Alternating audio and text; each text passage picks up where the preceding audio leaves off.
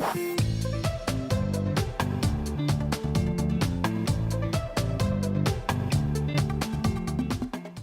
right. Hi, everyone. My name is Alisa. I am a consultant and also a TA for LSAT Unplugged. What that means is that I get to talk with people and hang out with people that are studying for their LSAT. And also I get to talk a lot about admissions, which is why I'm here today with Miss Rhonda Cohen. And I'm going to go ahead and read out Miss Rhonda Cohen's bio. She's a very impressive person and already has my heart because we do have an alma mater in common, although hers is a master's. I do want to make that clear.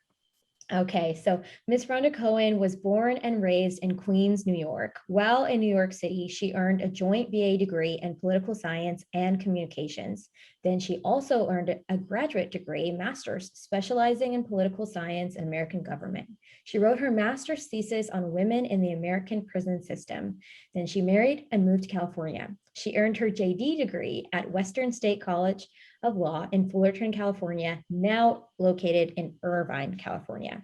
She then went on to obtain a master's in school counseling and a PPS credential from Chapman University in Orange, California. She has been working in the admissions department of Western State College of Law for 16 years. She is happily married and has 3 grown children who she personally advised as their career counselors. They have a great education, which I just found out. She loves her job as the director of admissions and how and what she does for a living. Every day, she gets to interact and work with prospective law school candidates from all over the country from ages 21 to 60 years of age. For her, it is an honor and a privilege to work for Western State, and she has a great sense of fulfillment and joy to help other individuals also achieve their own career goals as she did for herself. So thank you so much for taking the time to be here tonight and to speak with us. I'm so excited to speak with you, namely because of the width of what you have and what you've done. And I have to say right off the bat, do you find that your multiple degrees, and also you've moved around, do you find that having that different lens and kind of perspective helps while working with non-traditional applicants and just different applicants, as you mentioned in your bio? Absolutely, because people who are applying to law school are coming either right out of college or they've gone on to jobs and careers, and nobody's sure about what they're going to find when they get to law school and how to do it. And so it's really nice to work with someone who's been a teacher, an advisor, a counselor at the undergrad, the grad, and finally law school level. And as a professional in the field, I can relate to all these different people from undergrad all the way up to the non-traditional candidate who perhaps like me got their degree a little later in life and maybe has a family and are working. So it's nice that I have the perspective from beginning of your college career all the way up to perhaps now you're in your mid-change life career from 40 to 50 years of age, and you're never too old to go on with your dreams. You know what? I really appreciate that. And you mentioning the age really hyper specifically, because in the LSAT Unplugged course with Steve Schwartz, a lot of questions have been coming up for non-traditional applicants. So if you don't mind, I'm just going to jump in, and because it's at the top of my mind, rapid fire some of these things that have been going on. Absolutely. Okay, great. So one question that tends to pop up is letters of recommendation for a non-traditional applicant. A lot of times people are panicking because they don't necessarily feel that they're going to have that strong relationship or bond with maybe an undergraduate degree. Maybe it's been even so like 5 years, 7 years, or 40 years. You know, what is sort of your take on letters of recommendation for a non-traditional applicant? Well, first of all, as I said a few minutes ago, you're never too old or too young to realize your dream and your goals. And that if there's a will, there's a way. So even if you've been out of school for a while, there are prep courses for the LSAT exam. So that's part of going to an ABA law school. You can take the prep classes. And if you're a non-traditional student at Western State, we're going to look back at your undergraduate work. We're going to look at your transcripts. We're going to look at your resume. What have you been doing all these years? Because life experience is so important. And what you bring to the table as a non-traditional candidate into a classroom, the discussions are phenomenal. And we love that kind of student because it's great to have people who meet the stats and have the educational requirements that we're looking for, but we also want people who have variety and bring discussion ability into a classroom with life experience. Life experience sometimes offers greater challenges to professors than students who are just coming out of college. And that challenge in a classroom provides us with very great interactions, which will teach people how to deal with the real world and apply the law that we learn in school.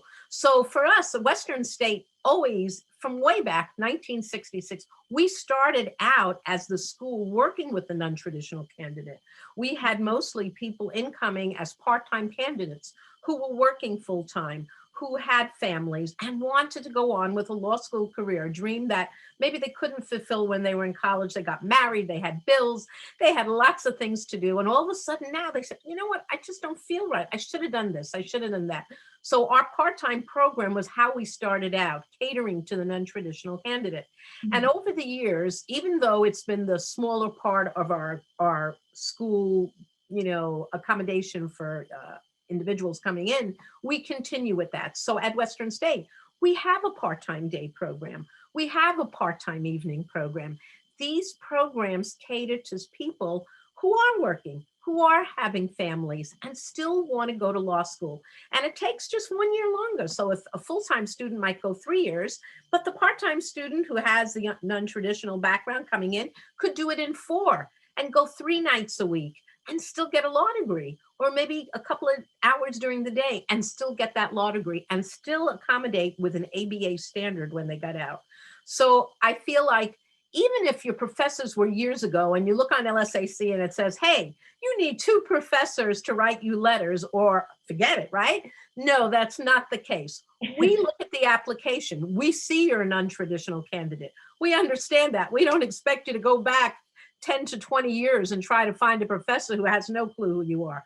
But you've been doing a lot in those 20 years. So supervisors, co-workers, bosses, the clergy, social community, volunteer work, all those kinds of letters will work for a non-traditional candidate. So don't worry about those letters of recommendation. All we want to see in the letter is a professional relationship, that they actually know you, that you've worked with them and they can attest to your credibility and your trustworthiness, your leadership skills. Can't be someone you just walk by on the street, of course, we're not looking for that.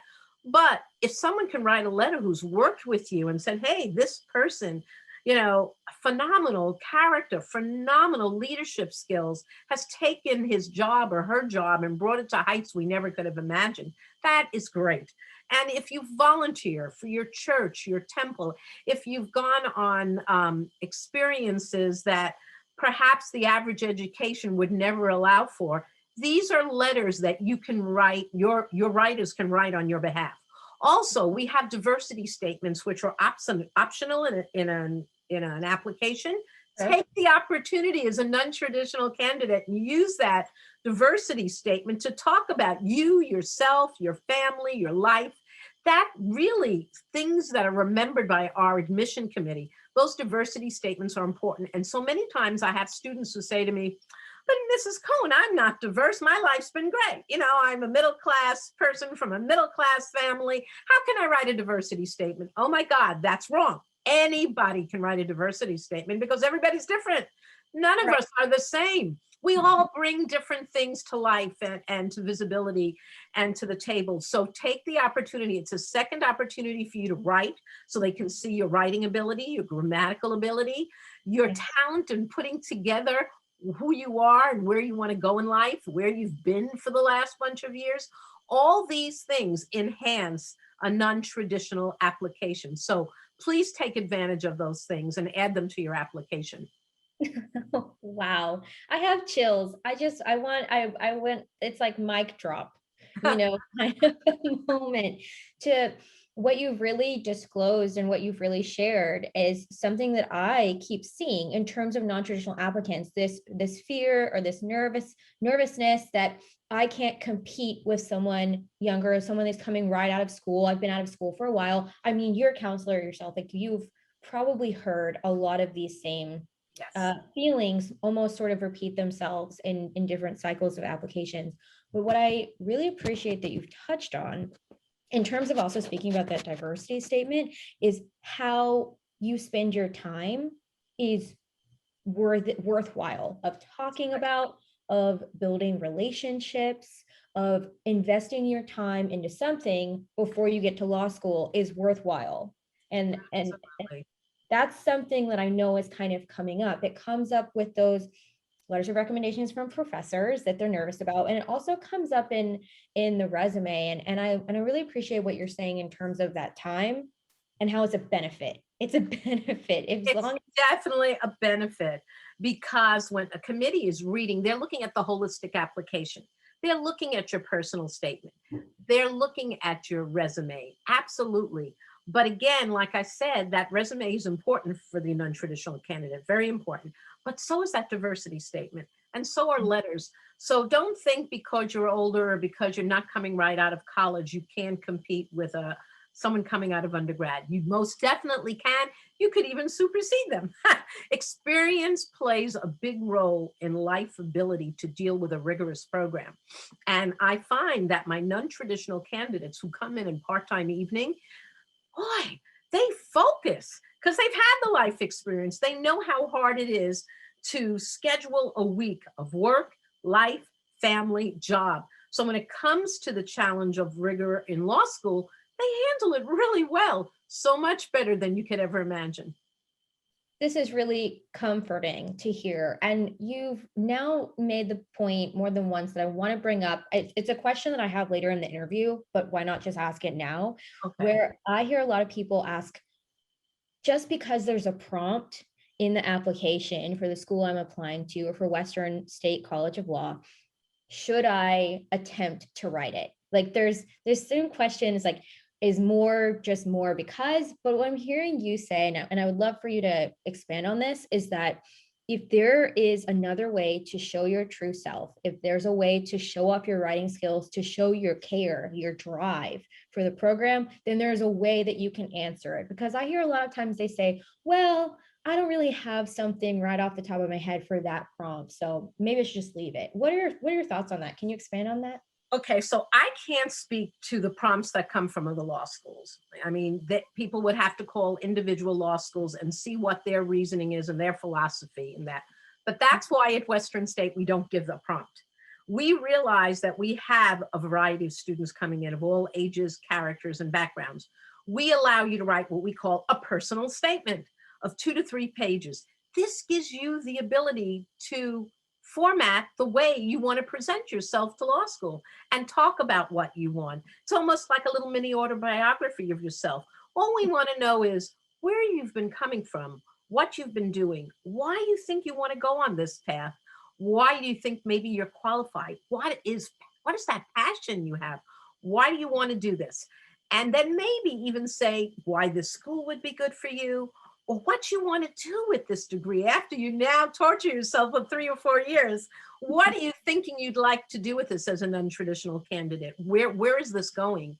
And Mm. it's not a contract. We're not going to hold you to anything you say in there, but to see your mindset, to know that you've thought this out, that you have a plan, that you've had a passion, that you're on a path because this is a mission for you to self-fulfill what you need in life. That kind of writing is very important to our committee. It's a big component of the application. So we're going to give you that flexibility. We want to see you do that. I can't speak to a lot of law schools who do give specific prompts. I've spoken to my colleagues, and sometimes they really want you to focus on that prompt. And then there are others who say, yeah, well, we give you the prompt, but you can't. I really do recommend, if you're applying to other law schools, to call them and ask them, because I wouldn't want to see someone not get full evaluation because they didn't follow the instructions. You know, going to law school is about following directions, reading and following direction. So some law schools out there might take it as a negative if you don't follow their directions. So I encourage every applicant, when you're applying, to contact that specific admissions department and see what their flexibility is. But I really am thrilled. I mean, I've been working for Western State for 16 years. I'm a graduate of Western State. I am thrilled when I read applications because, I mean, can you imagine the gamut of what I'm reading in these personal statements? 2 to 3 pages, and you get to choose. You get to tell us why you're doing this and Right. why you want to become an attorney or an entrepreneur, or what you're going to do with this degree. And so every day is so exciting for me because I never get two that are the same. It's not a prompt where I have to read everybody saying the same thing over and over and over again. I love my job because every day I learn about different people and what they want to do with their lives and how they want to approach it. So for us, I like the personal statement, but if you do have a prompt, I do encourage you to check it out. You've said some things that are again touching on that sort of repetitive questions that I hear a lot of. What if I don't want to be a lawyer? What if I want to do something else? And you just said it right there. You could write about being an entrepreneur. What do you want to do with the degree, and fulfilling that self? I really lately in the last few weeks, and I'm wondering about what you have to say about this. I've heard a lot of applicants give like an insecurity feeling, like they're insecure in terms of writing about what they want to do with their degree, and they've said back to me something along the lines that I'm paraphrasing here of, aren't they going to think I have a big ego if I write and say this is what I'm going to do with the degree when I don't have the degree yet? And they sort of talk themselves into a cycle of insecure, of feeling insecure about that. But you just said that talk about what you want to do, talk about that self-thought and that self-realization. So you're saying green light, go for it. You're allowed to say what you would like to do in your life. Honesty is the best policy. You shouldn't be telling people you want this degree because they say you should take this degree and do that with it. You're going to go to law school. You have to do the work. You have to put the time in. You're the one taking loans, or you're the one taking the scholarship and winning it. It's on your terms. You've got to decide what you want to do with this degree. It's a lot of hard work. I would hate to see anybody approach this opportunity and this challenge if they're not doing it for the right reasons. The right reasons are what you want to do with it. If you want to be a filmmaker and go into production, but you want to have your own studio, so having a law degree would be helpful, tell them that. That's what it's about. You should tell them that. If you want to, like I said, open up your own business, you're doing it for other than going to court every day and defending someone, let them know that. I think at Western State, we appreciate that kind of feedback, again, because we want a diverse class. We want to know what you want to do with this degree. And I can't tell you, when I first started this profession for a few years, I kept reading applications. And in the beginning, I kept thinking, oh my God, somebody must be telling these applicants in undergrad that they have to tell us the most horrific thing that happened in their lives. That way we'll remember them and they get into law school. And finally, I had the opportunity to be on a committee and speak about this. And I said, I'm so sorry, but I feel bad that you all have these horrific things. But that doesn't mean you should be going to law school. I want to know why you're going to law school. Now, if this horrific thing changed your mind because you had to work with the government and it didn't work out right, or you felt there was malpractice or other reasons, but I was crying all the time, Alisa, reading applications because it was all about negativity. And I think sometimes undergraduate career counselors think that's the way we're going to remember a student, by them standing out, right? But we're going to remember you based on your mindset of what you're going to do with this degree. You're going to work hard. We want to know where you're going to take it. Again, if that horrific situation was the onset of your belief to go to law school, great. But because tragedy has happened in your life and all of a sudden you had nothing else to do and you decide to go to law school, there's a disconnect there. We feel sorry for you. We don't want horrific things to be in your life, but we want to see a segue from why you're doing this. What is this path doing for you? Why do you want to work this hard? What are you willing to sacrifice to get to that end result and have this degree? I want to this is such an incredible point that you've made, because I've been in a Zoom room where I might be talking with peers and we're sort of talking about essays and the application process. And I'll say, hey, so-and-so, why don't you tell us about your brainstorm? Like, what you got going on? And they've said back to me, you know what? I don't have anything because nothing really bad happened to me in my life. See? And it's that record scratch. And then it comes up to that point of, and I love what you said, just being honest. And that as long as you're being honest with why you're willing to put in all this work, and again, you're bringing up this terms of like, you're going to sacrifice 3, maybe 4, even if you're a non-traditional student, or if you're going part-time, those are your evenings. Like, that's, what about the studying? Going to class is one thing, but studying, just the amount of work that it takes. maybe your honest moment, maybe it might like feel smaller than the worst thing that ever happened to you, but if that's really why, then everything is on the table. It sounds like, as long as you're just being honest and thoughtful, and you're writing it well. You know, obviously you want to write it well. Absolutely. And I really believe that the people who sit on these admission committees, at least at our school, and I read the applications as well, the committee reads applications. We're looking for that. After doing it for many years, you can tell sometimes when people are being creative and they've had to fabricate something because they think they should have, or if they're really being honest and true. And I think you're going to find that you get more attention and success being logical about what you want to do in life rather than coming up with some, fabricated reason for doing it. And I've worked, you can imagine, after 16 years, how many students I've worked with. And till this day, I get calls, I'm friends with them. They're so happy. The fact that they were able to go on a path and do what they wanted to do because they said from the beginning, this is what I want to do, and not because I'm going to law school and everybody thinks I have to do this. That's what made them happy. And that's why they're successful, because every day they wake up, they're doing what they want to do. And I would tell my own kids the same thing when they were trying to decide on their careers. And I said, the most important thing in life is you get up every morning. Life is tough enough, but you want to know on that day when you get up, you got a smile on your face because you're going to a job you actually enjoy and you want to do. I did. I just got chills, and I think you saw me just have like this moment. I think it's important for students to hear that someone is thinking logically like this on the other side, right? Their application's not going into a vacuum, especially at Western State College of Law. And in terms of how they're approaching the application and that honesty and that logical, I think that you're also hitting on a note that I've heard in terms of a personal statement. Another question I had recently was, somebody asked, and we were all just talking, we're all just trying to help each other be Right. better. And, group think tank sessions, somebody brought up, they said, I should the diversity statement be as flowery and as sort of like storytelling as the personal statement? And it came about that the student was trying to sort of like almost in the way of like metaphorically kind of like put flowers and confetti into their personal statement. And what we came grounded to, our conclusion is, how can you tell your story in a logical way? Like, again, sort of all the smoke and mirrors is nice, but that's not what's going to, if you're on the boundary of into a school or not into a school, smoke and mirrors isn't necessarily going to push you into an in. Right. Is that it? Yeah, that's what I'm hearing from you as well. And it's true because, you write these personal statements and now you have the opportunity to write this diversity statement. And now you get to, kind of direct anything and say anything you want. Well, it's like an author. The best authors I know are writing about their personal experience, the truth of their lives, things they've been involved in, things they've experienced.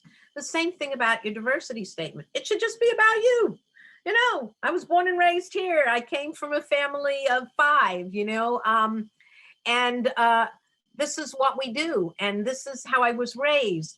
And this is what I want to do. And this is how I spend my extra time. And I now want to go to law school, but money's hard. Maybe talk about needing a scholarship and that financially it would be hard on you without a scholarship and so forth. So I think it's really, really important that you use that diversity statement to just talk about you and who you are. Ooh, what's going on with my computer? There we go. So you don't need the flowery stuff. They're not looking for creativity. They're looking for good English. I will say that. Don't write in a foreign language. Use your best English vocabulary, your best grammar, but you can be simple. You don't have to create. Talk about you, the person, you, the family, what you've experienced in life, and perhaps, where you have, faults, or maybe not faults, but where you need help, money, or this or that, or how you need to get where you want to go. And honestly, that's just all you have to do. You don't have to do more than that. We're not grading you based on creative ability. We're not going to grade you or think less of you because you didn't have a flowery statement or use big, adjectives and pronouns and things like that. We're just looking for who you are and why you're doing this and who you are as a person. So just don't stress over it. I agree with you, Alyssa. I think too many people, they stress so much about the personal statements and the diversity statements. They're calling me all the time. They're so worried. And I always say to them, right from the heart, tell the truth. This is your story to tell. You don't have to worry what anybody else is doing. You don't have to worry. Now, of course, again, every school is different, but applying to us, I'm just looking for their story. I'm not looking for them to make up anything or create it in such a way that they've written a creative literature expose. Great. I think just hearing you say this is going to make an impact on a lot of applicants, that listen in on our YouTube channel and our podcast. I know it's going to make a big difference. And, it's like we've spent a lot of time talking about this application, and I know that it reflects the application process. I know that it reflects on Western State College of Law. If anyone's interested in Southern California, it's a beautiful place to be, so I know that it reflects there. And I'm excited because already when I hear you talk, I know I can name over a handful of people in just the last 48 hours that are expressing these sorts of thoughts and like, how do I be different? And it's, again, I love that we're just, hearing from you directly. Be yourself, be yourself, be yourself. So thank you for that. My pleasure. I'll ask a few more questions, about the LSAT score, what the general attitude is from Western State University College of Law. Also, another question in terms of the LSAT score, do you look down upon people that only take it once? Are you expecting that someone takes it more than once? What's sort of the expectation there, the general attitude? We have a great attitude about the LSAT score. So again, we're not going to hold it against you if you have to take it a couple of times. We're looking, when we look at your LSAT scores, we don't average them. We are looking at the higher one. If you can make it the more current, great. I've had people who've applied and gotten into Western State have taken it once, twice, 3 times, 4, 5, and even 6 times. Okay, we are looking, the committee does hope that you're on a pattern of increase. They'd like to see you get higher each time. Of course, they don't want you to start low and then get lower and lower and lower, because their indication is to see improvement, that you said, you know what, I didn't do it right the first time. I'm going back in, I'm going to do it again. That kind of, commitment means a lot to an admission committee. I've seen them write that. My God, this guy didn't give up. He went for the 4th time and look what he did and he achieved. That's fine with us, We do have stats. We do have our 25th percentile, our mean, and our 75th. I always tell people, don't get scared by those numbers. There have people who've gotten in a little lower than the 25th, especially looking at a balance between CUME and LSAT. So LSAT's very important at an ABA law school. It's just the way it is. And your CUME from college is just as important. But we don't expect you to have both in the 75th percentile. I mean, you could have a great LSAT score and be in the 25th percentile of your CUME, or you could have, the CUME at the 75th and your LSAT at the 25th. You still could be an eligible candidate and get in. So don't be scared about any of that. And again, we don't average those scores. We're looking at your higher, most recent score, whichever works for you. We'll do our best to accommodate. I think that what's really special about Western State is, believe it or not, you're going to get to speak to me or my colleague, So if you're calling the school and you're talking to the admissions department, I'm probably going to be assigned as your admission advisor. That's my job. And my job is to hear what you have going on with your scores. And together we talk about whether we think it would be wise to take it again, and how many times to take it, and where you need to go, and how you need to beef up your application. So we don't leave you on your own. We're going to give you an advisor with some experience. So you'll probably get myself most of the time. And then I know the Dean of Admissions helps out as well. So, you're going to get that extra help in deciding, okay, do I really need to do this again? Do I have the ability to get in? Most of the time, the people I speak to listen to us, they believe us because we have all this wealth of experience, and because I know how our admission committees work and think. Worked with them long enough, even though they change every year, I still know how they work. So if I feel like, let's say you had a low score and then you went up high and then you took it again because you thought you were on a pat and then you dropped really low, we might discuss that, we might discuss, should you take it again or maybe not. But I want to assure you that multiple LSATs would not deter us from accepting you. And having one low score would not deter us from accepting you. We're going to look at that balance game between LSAT and Hume, and then everything else you do, that personal statement, your resume, your diversity statements. And when they look at the CAS reports that come from LSAC, they can see your transcripts from college. So they know what your major is. Did you do a rigorous program? Did you start really low and then by the time you got to the end of the college, wow, you're like zooming with high scores? Or did you start really high and some reason tank from there? Now, if there's a problem with your application, if I see a red flag, I will call you and we can talk about it. Or if the committee is interested in you, but they see a problem, they'll call me and say, Rhonda, call the student and get us some information. So at Western State, it's not like you have your number and, you know, we're just going to forget about you if there's an issue. We usually try to get back to you.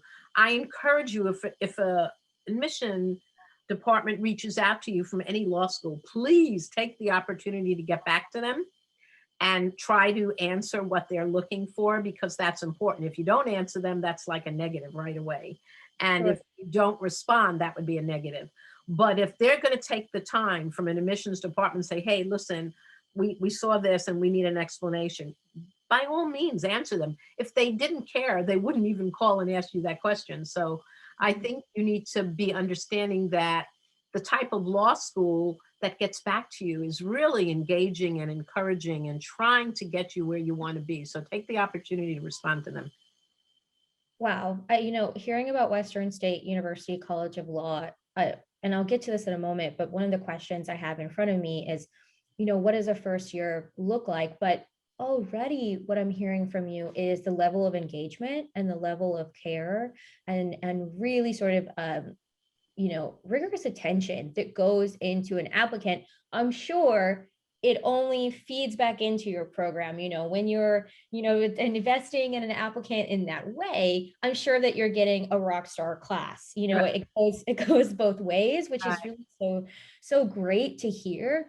But it's also really exciting because, again, you're just confirming for everyone listening and watching that the admissions isn't like a other side of a imaginary wall where it's this scary group of people, like making decisions about yourself. Like, contact them, Right. talk to the Absolutely. schools you're interested in. And, you brought up a point earlier that I just wanted to highlight in terms of I myself am on an LSAC waiver. So, and I'm also a minority, and just culturally, when you brought up, and I talked to a lot of people that are on waivers, and that inclusivity is so important.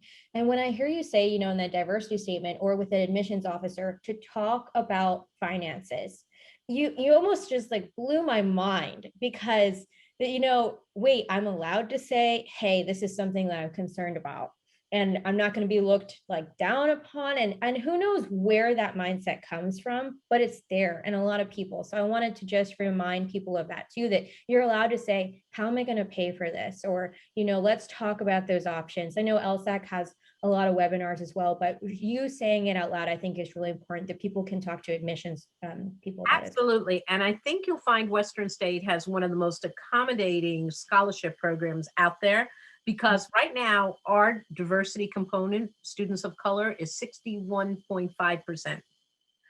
And we only give scholarships. I know a lot of law schools, ABA law schools, they have a lot of names for the scholarships. We only have like 2 names.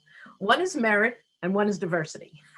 So you might get a combination scholarship or you'll get one or the other, but we don't have a lot of different names. So in your first year, when you apply to Western State, we would give you, let's say you get admitted, you go to scholarship committee. And if you get a scholarship, we call it a first year scholarship. So that scholarship would be divided between your fall and your spring semester. But after the first year, you have the opportunity to earn scholarships every year you're at Western State. And again, a lot of my colleague law schools, you have to be at a certain CUME GPA to get it, or a certain percentage in the class, or you get nothing. But for us, we have a 5-level grid. So for example, what would happen is you finish your first year. we look at your CUME. If your CUME fits in one of our levels, that's the scholarship you get for the next year. Then second year comes, it's a totally different year. Your CUME is now maybe better because now you're used to law school. Well, now if you fit in one of the other grids, you get that scholarship for the third year. So you can go from a 25% scholarship to 100% fully paid law school admissions at Western State, as long as you fit in. We started at 2.6 CUME. So from a 2.6 to higher than a 3.5, you can go from 25 all the way to 100% every year while you're at law school. And I mean, of course, we have financial aid. You can apply for FAFSA, Grad Plus, but those are loans. You have to pay them back. The best thing you can do for yourself is to earn yourself a scholarship and defer the debt that you have to pay back. And I think, you know, I always tell my students that they always, oh, should I get a job? Should I get a job? Well, you know, no, you should not your first year. And I'll tell you why. It's a very hard, rigorous first year, especially if you're a full-time student. Now, I think the ABA says you could work 20 hours a week, but I ask students to be very cautious of that. It is not that the subject matter is that hard, but the time component that they're asking you to commit to law school is very huge. So taking precious time away from your studies to go work in, I don't know, Walmart or Target to earn those dollars, it's not worth it. What you do is you commit to your studies and you earn yourself a full ride to go to law school. That's your job. Your job, you have two jobs. One job is to go to law school all day or at night. And the other job is to do it well enough so you earn enough money so you don't come out with a lot of debt, right?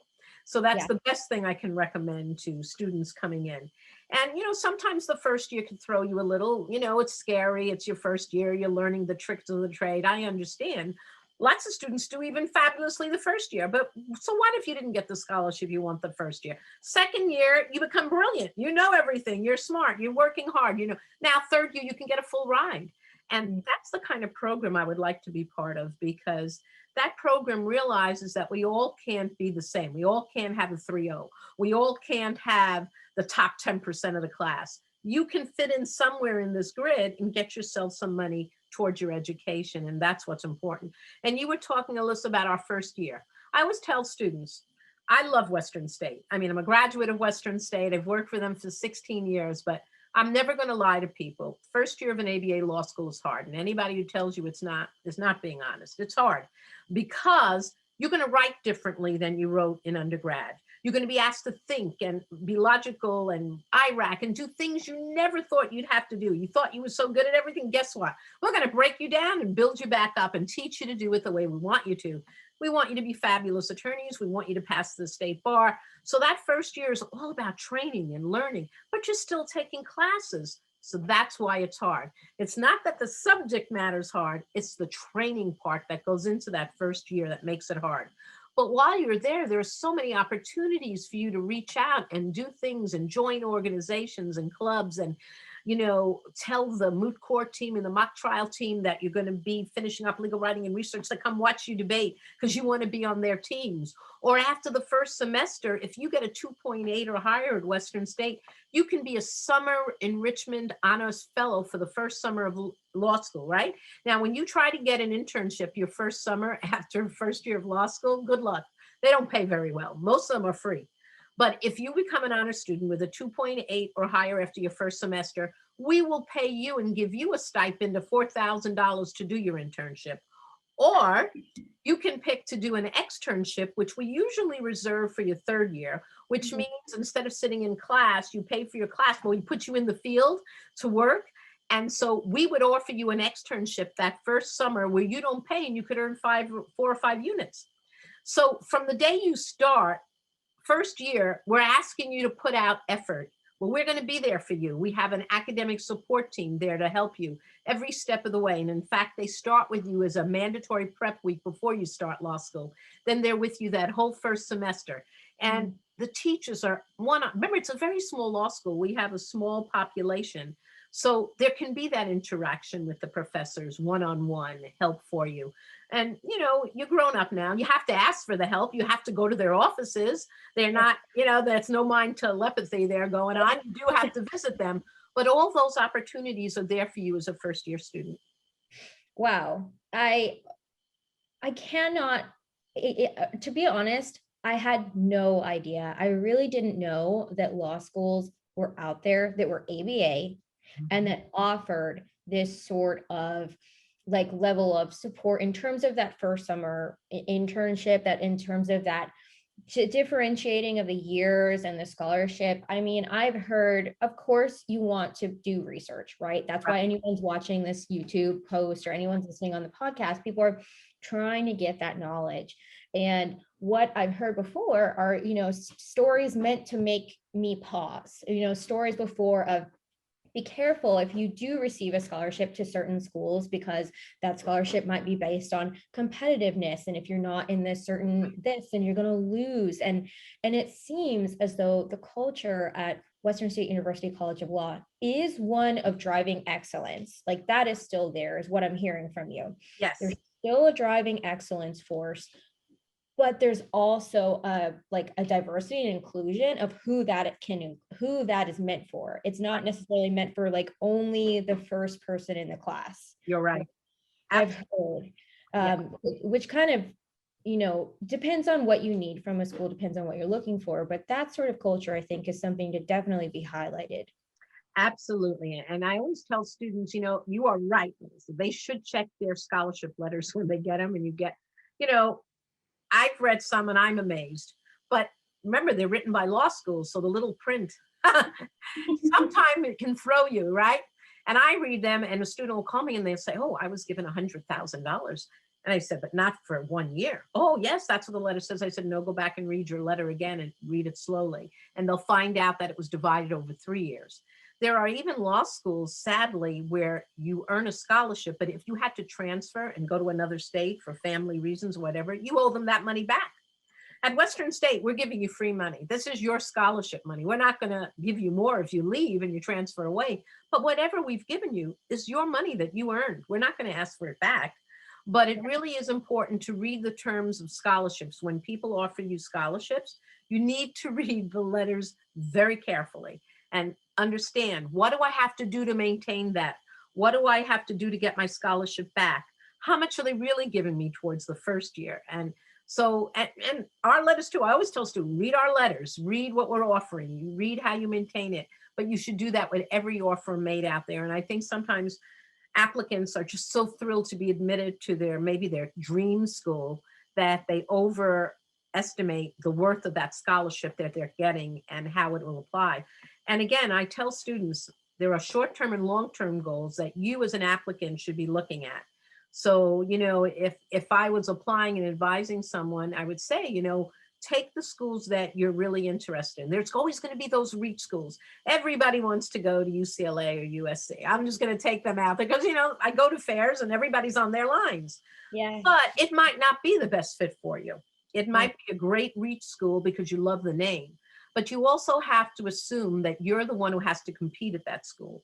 How competitive can you be? Will you earn your scholarships? Will you be happy there? Will it be above a stretch and a reach? And sometimes you don't even get into your dream school because you don't have the stats, because they're a little more strict. They're great schools. I'm not saying they're not. They're absolutely wonderful schools, but it might not be the best fit for you. Then there's the middle range where you go, okay, my stats fit this school. Let me see what these schools have to offer. And maybe there's things there that I could be so happy and be so successful at. I might be at the top of this class if I go to this school. And then, of course, the third tier down, which, all right, I can get in there, but that's not really where I want to go. But if I have to, I will, right? But I think you have to have that plan. I think if you're serious about going to an ABA law school, you have to say, this is my reach school. This is my safe school. This is a school I could get into, no brainer, right? And then I think you have to look at short-term and long-term goals. Short-term being, where's the location of this school? Are they offering, what is their bar passage rate? Do their students pass the bar? What kind of programs and certificates do they have? Do they have things that I'm interested in? Should I go there for that reason? What's the size of the classes? What's the interaction between the faculty and the students? What is the campus life like? What are the opportunities for externships, alumni outreach, networking? Does that career department, do they have judges? What is their prominence in the community? And then long-term goals. Well, if you want to live and practice in California, but you get this great offer 3,000 miles away, you're going to make all the connections that you want to get a job 3,000 miles away. So if you're looking to come back to California to work, you better have a job opportunity lined up, because remember how many law schools there are in California? And now you have to come back and be against all these people.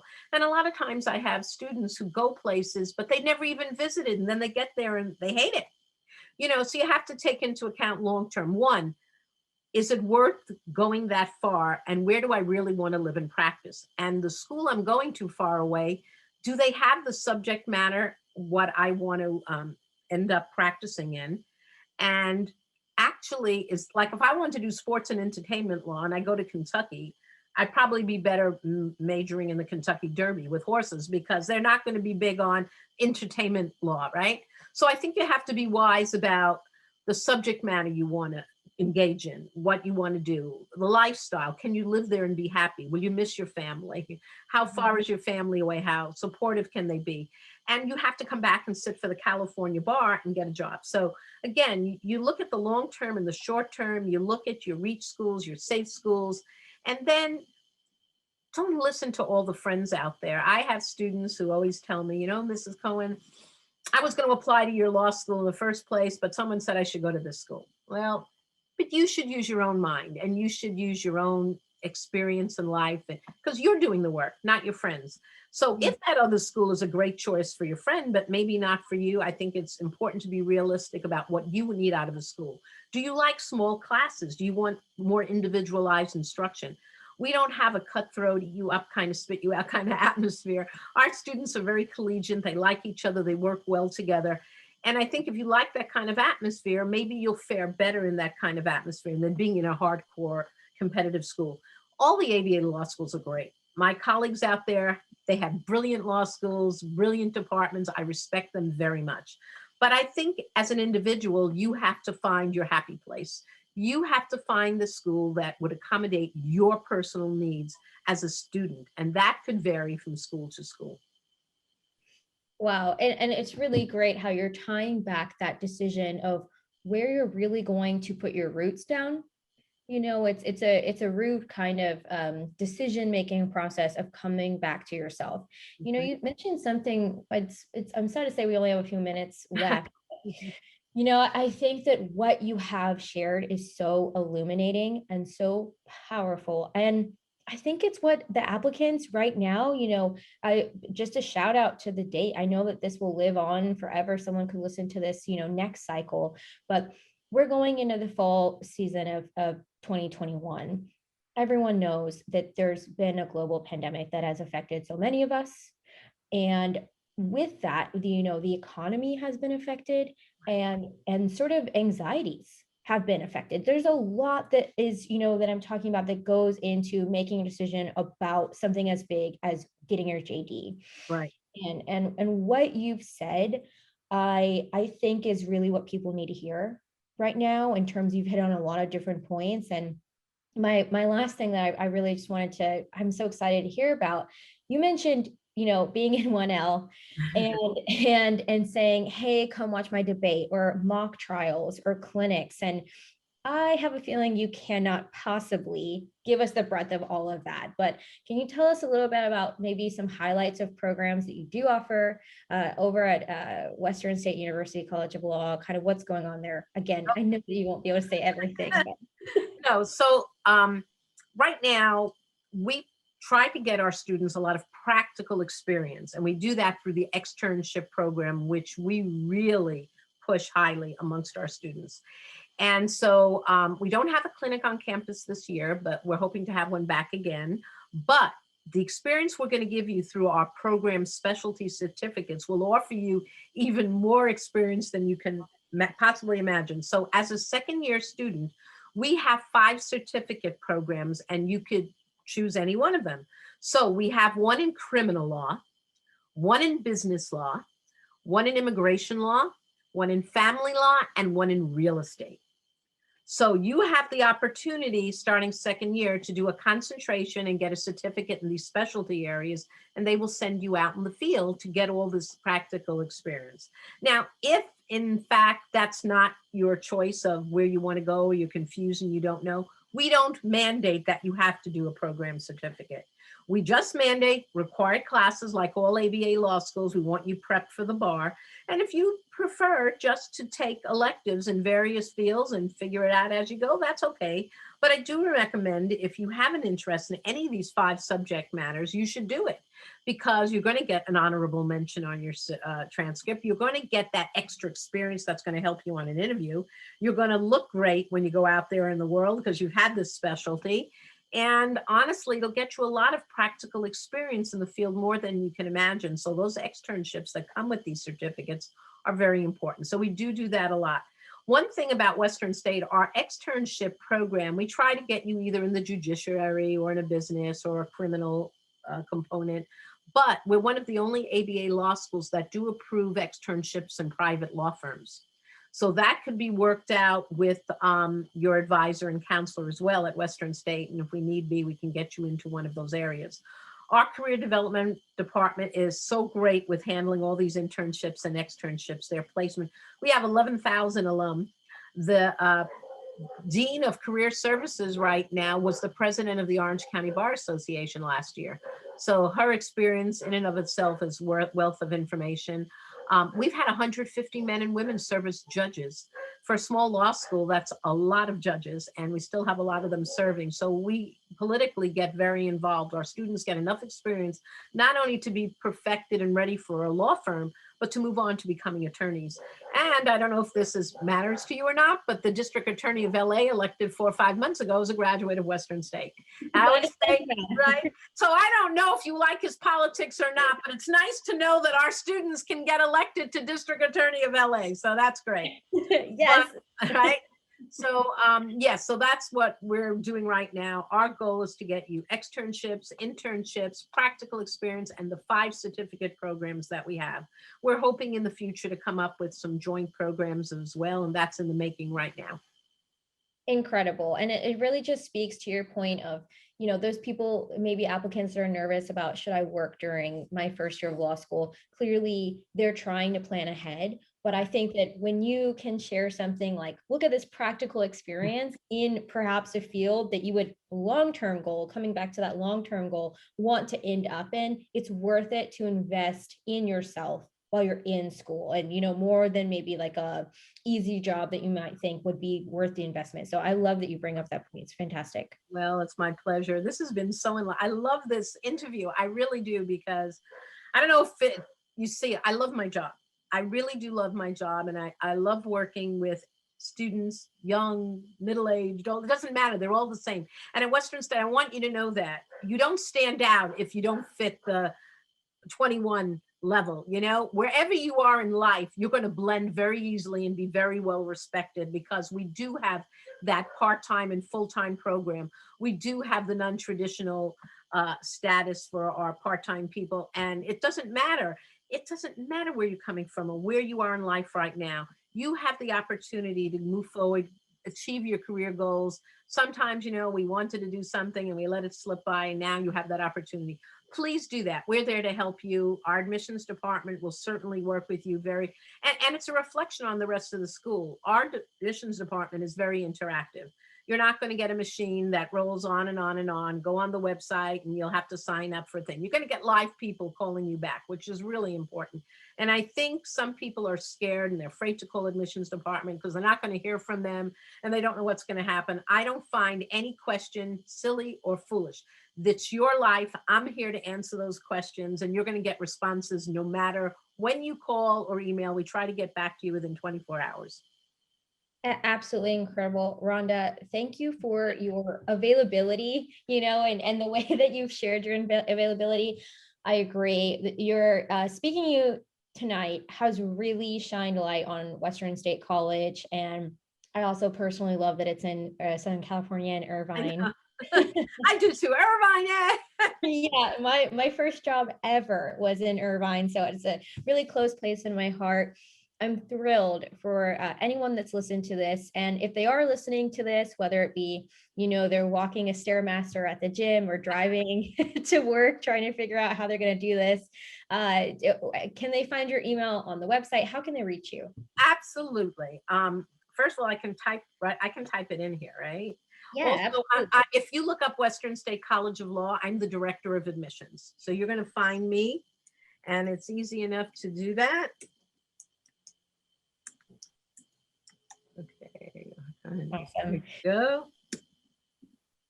There's Perfect. my email. But if you go to the website, you will see me, and you will see my name, and you'll have my phone number, and you will definitely have my email address. And Alisa, it's been a pleasure. I want to thank you so much for letting Western State be a part of your program and letting us speak to you and your students out there. And I wish everybody a healthy, happy, prosperous journey in getting to law school. And I hope I get to speak to each and every one of you. Absolutely. I know everyone that listens to this is going to have, be the better for it. So Rhonda, thank you so much, everyone. That's Rhonda Cohen, Director of Admissions for Western State College, University School of Law, and reach out to her if you have any questions. Thank you, Rhonda. Thank you. Good night. Night. Bye. Bye. Thanks for tuning into the show. Please subscribe if you haven't done so already to be notified of new episodes as I release them. And feel free to reach out if you need anything at all as you move forward with your prep. I'm happy to help however I can. In the meantime, I wish you all the best and take care.